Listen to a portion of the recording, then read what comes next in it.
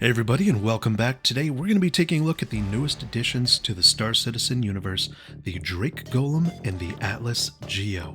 So without further ado, let's jump right in.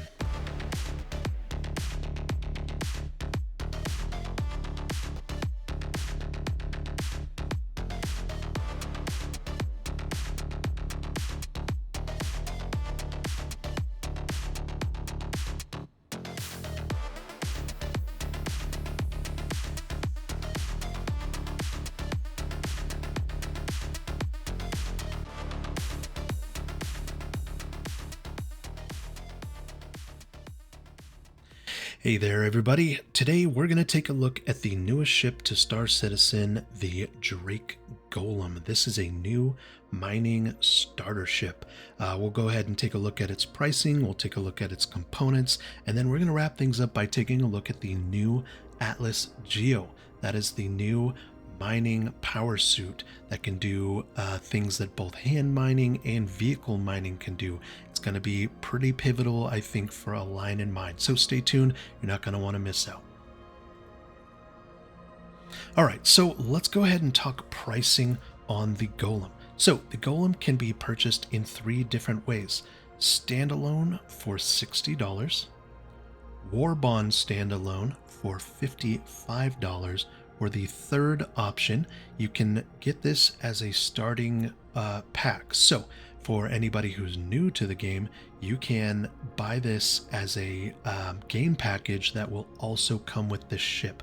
Now this game package is $67.50 right now on a War Bond price, and this comes with the Rockfall paint, a lifetime insurance, and 20,000 UEC. So if you're just getting into the game here and you think that mining is something you'd like to get into, this would be a great ship for you to start with.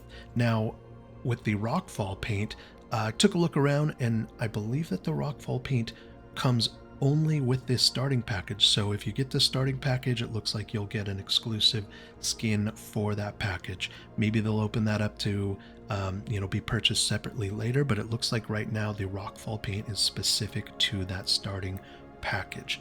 So let's go ahead and talk about components here for the Golem.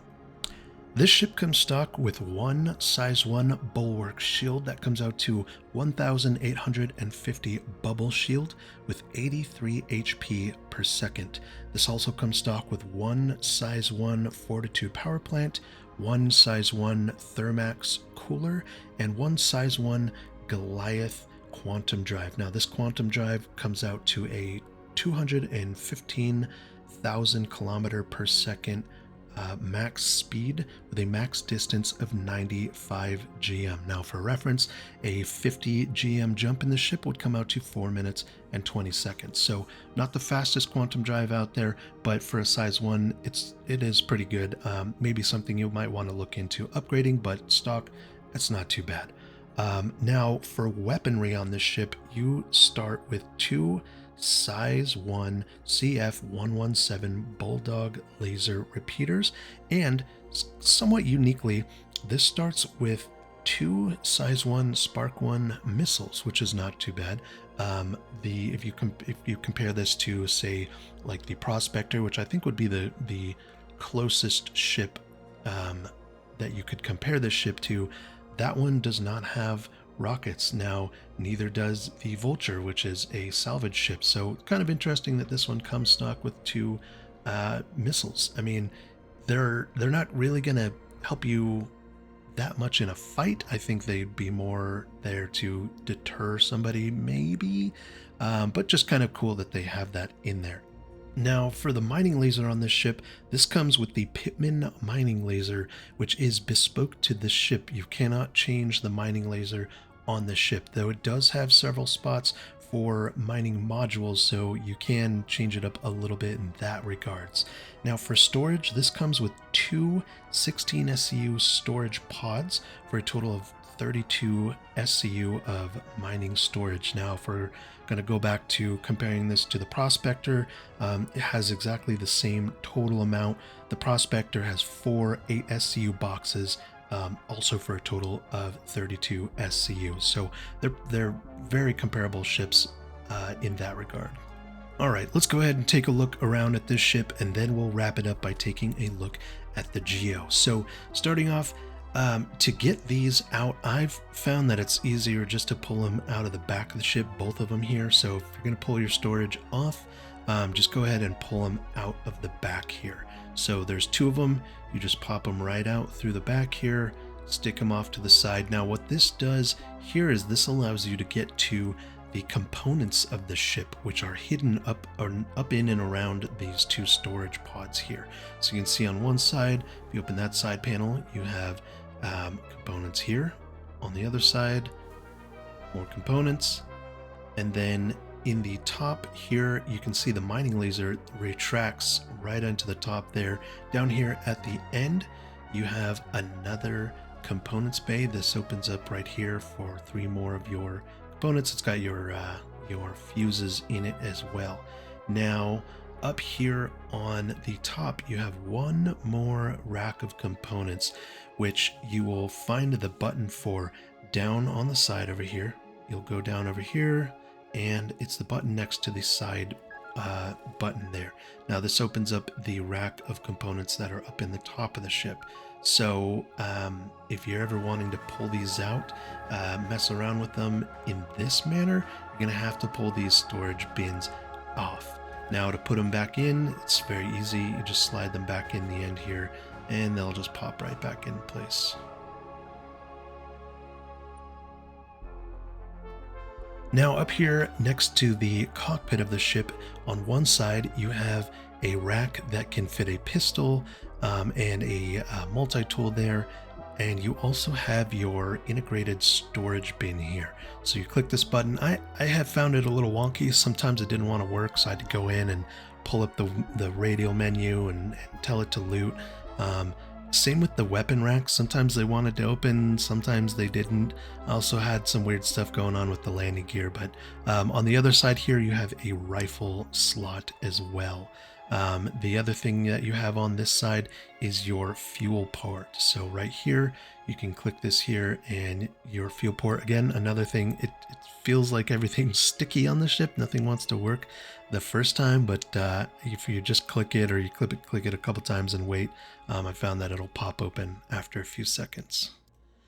And lastly here, to get in the ship, you're going to go to the front of the ship, and a seat will drop down and pull you up into the cockpit. There is no interior to walk around in the ship. There's no bed, which is a little bit unfortunate, but you know, it's a starter ship, so what it has is okay here. And that's it. Let's go ahead and take a look at the Geo here. All right, so as you can see here, this one is very similar to your standard Atlas. The main difference is that it has the mining laser and a backpack that has mining storage. Now, again, same size as the normal Atlas. I threw it up here in my cutter just for some fun, took it out here. Now, one of the things that is very cool about this particular model is that it has the ability to use sort of these jump jets to allow you to either soften your fall. So like this, you can jump out of a ship, you can soften the impact here. Now obviously I was on a moon, so there wasn't much gravity here, but it also allows you to navigate the terrain in a far more efficient way. So as you can see here, you can jump around, you can boost around. There's a little meter on your HUD that shows you how much you have. And so for on planets where you have cliffs or canyons or terrain that's just hard to navigate, these jump jets are going to be pivotal for getting in and around that sort of terrain here.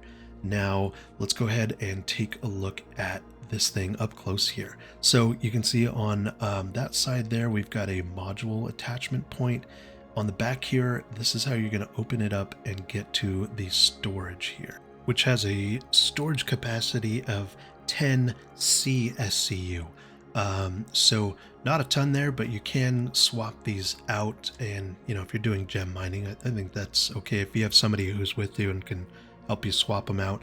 Now, underneath the storage area, you do have a rack for either a a regular tractor pistol, or if you put the hand mining module on here, you could have an extra one of those in here as well. So all in all, a very cool addition to the Atlas family. Hopefully this is leading up to a combat version, fingers crossed, but I guess we'll see. Now, one thing I have found in the live version of 4.1 is that these new minerals, and even some of the old ones, I can't mine them. I can't mine them with the Geo. I can't mine them with the Golem. They show up, you can scan for them, and then when you're right up in front of them, you just can't mine them. So I don't know if it's just me. You guys let me know in the comments. I've tried several different servers. I've tried bouncing around, and that unfortunately did not seem to fix it. And that's it for this one, for the Golem and for the Geo. If you guys have used the ship already, let me know, throw in the comments here what your experience has been so far with these. I think that the Geo is going to be pretty pivotal for the Align and Mine, whereas the Golem is just a fun ship. It worked fine in the asteroid mining. I had a hard time getting it to mine anything at all on the surface of a planet, but asteroid mining went fine. If you guys like the content, you guys want to see more, consider dropping a subscribe, a like, throw some comments in there. Let me know what you guys want to see next. But until next time, just remember that every great adventure begins with a quest.